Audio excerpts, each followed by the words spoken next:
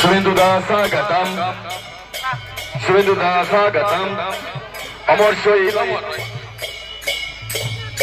অমর শহীদ অমর রহে অমর শহীদ অমর রহে অমর শহীদ অমর অমর শহীদ অমর রহে শ্রীকান্ত মন্ডল অমর রহে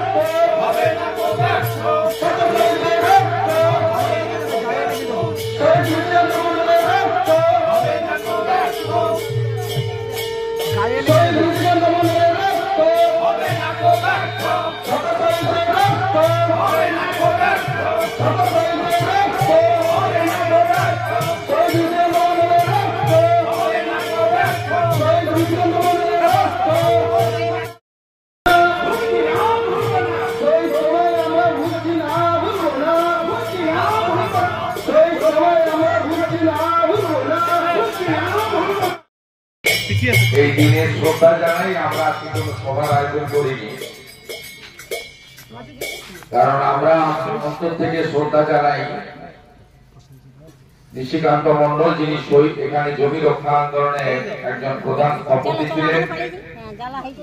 93-98 ভূমি কর্মকর্তা ছিলেন ব্লকে এবং 2008 থেকে গ্রাম পঞ্চায়েতের প্রধান ছিলেন।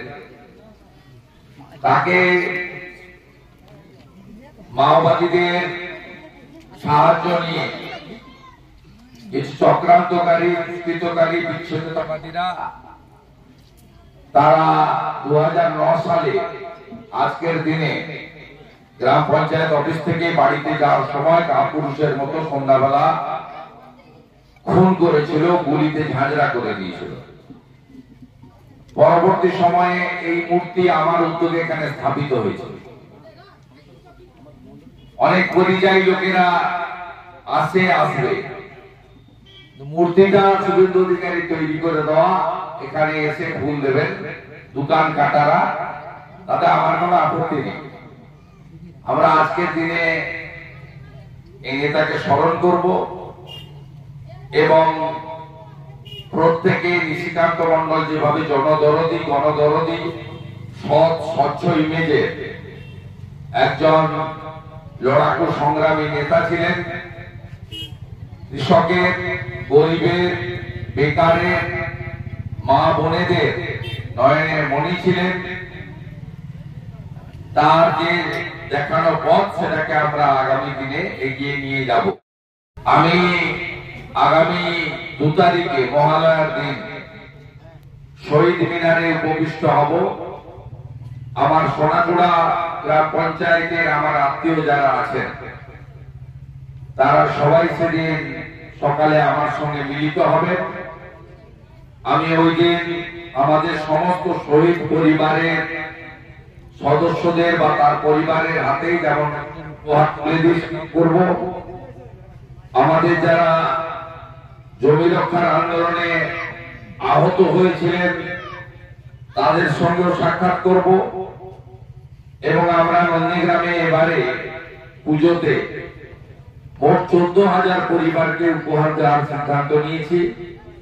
সেই কর্মসূচির সূচনা 2 তারিখে শহীদ মিনার থেকে আমি শুরু করব। সাথে সাথে আমরা ওই দিন বিশেষ প্রার্থনার আয়োজন করছি। আমাদের গীতা পাঠের মধ্য দিয়ে সেই প্রার্থনা হবে আমার ডাক্তার বোন, যা 9 তারিখে মর্মান্তিক ভাবে ধর্ষণ করে খুন করা হয়েছে আরজি করে, সেই ডাক্তার বোনের বিদেহী আত্মা যাতে শান্তি পায়, অমরত্ব পায়, তার জন্য সেদিন বিশেষ গীতা পাঠের আয়োজন আমরা করব। আমি ওই দিন আপনাদের সঙ্গে বেশ খানিকটা সময় দেব।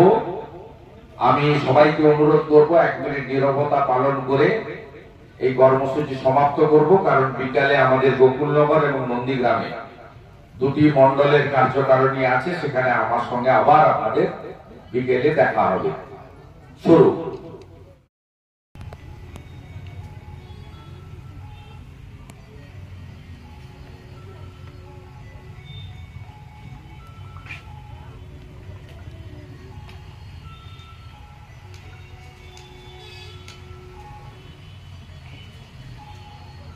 ओम शांति ओम शांति।